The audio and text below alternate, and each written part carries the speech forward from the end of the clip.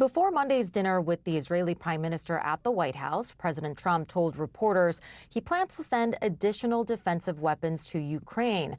This, despite the administration announcing last week that the U.S. would be pausing weapons shipments following a review of military spending.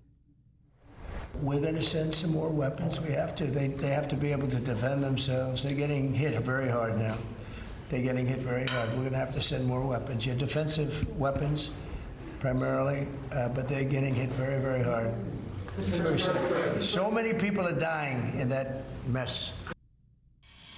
For more on this, we're joined by CNN's Claire Sebastian live from London.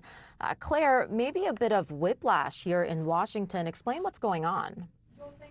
Yeah, look, I think there's a reason why we perhaps don't have a ton of reaction from Ukraine this morning, MJ, is because they're probably holding fire after these 2 weeks that, first of all, saw President Trump suggest at the NATO summit that he would send more Patriot missiles to Ukraine. Then we saw that Pentagon pause. Then we heard Trump deny that it was even happening. And finally, this announcement on Monday that they were sending a new aid delivery. I think certainly in Ukraine, the hope will be that this is part of a permanent shift, that this is a realization in the White House that Russia is essentially trying to drag out any diplomatic efforts, all the while escalating air attacks and trying to push forward, especially on the Eastern Front. And I think, that hope will certainly be very strong in Ukraine today, given that we see those attacks stepping up all the time. But I think what this is not is an announcement of new funding allocated by Congress. This doesn't in itself signal that it's a permanent shift. This is most likely a return to what we've seen, certainly throughout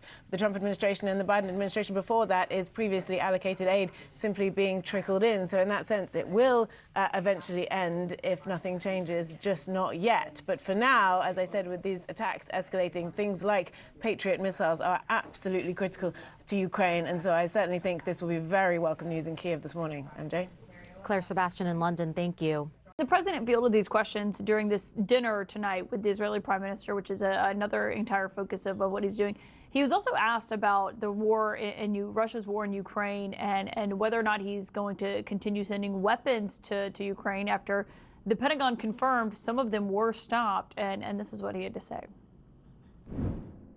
I'm not happy with President Putin at all. If I can stop a war, because I have an ability to do so, I'm disappointed, frankly, that President Putin hasn't stopped.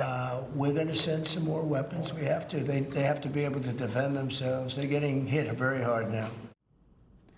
That's a notable answer there, saying that he will send more weapons to Ukraine. Yeah, it's a little bit of whiplash and confusion from the administration over whether or not they're going to send weapons. Now the president is saying they're going to send weapons. And I think this goes back to the fact that, the president has been continuously sort of shifting his view when it comes to this specific war. He has said multiple times that he is frustrated with Putin. He has also said multiple times that he is frustrated with Zelensky. So it's kind of this dual, I think, fight. And I think part of the reason we're seeing this shift is because the president is kind of frustrated with both countries equally at times.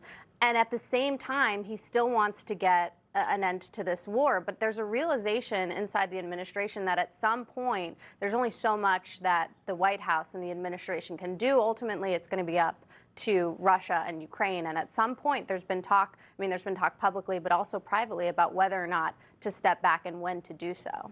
Yeah, Jeff, what'd you make of that? Well, I think it's significant that he's saying that the United States is going to send more weapons, because I don't think he necessarily wanted to. That's not the overall thrust of the Trump administration's policy since he came into office. So I think, yes, it does underscore the frustration that he has, certainly with Putin, which he keeps verbalizing. And even if he's frustrated with Zelensky, he's willing to give him some ammunition. Yeah, it was quite notable. Jeff Mason, Shelby Talcott, great to have you both here.